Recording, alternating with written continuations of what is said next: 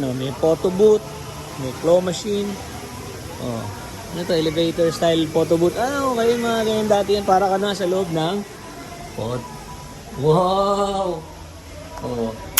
Di ba mga babae, mahilig photo booth, mag-selfie pag nasa loob ng elevator. O, ayan, elevator style photo booth. Alright! Diba? May pa-CCTV pa. Okay, nagpipicture. Labas na tayo sa elevator, kaso dito exit. Alright, let's go!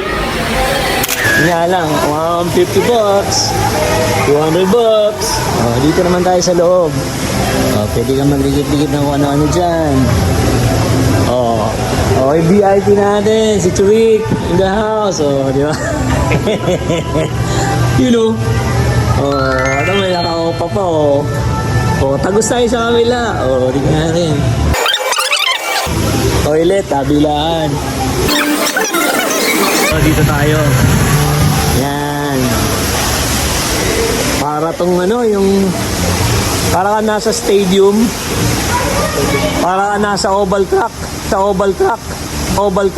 Ayaw, di ba? Excuse me, pumiyak lang. Binata pa, nagbibinata eh. Di ba? Tingnan natin ang view from the top. Kunyari, nanonood tayo ng laban ng Ginebra.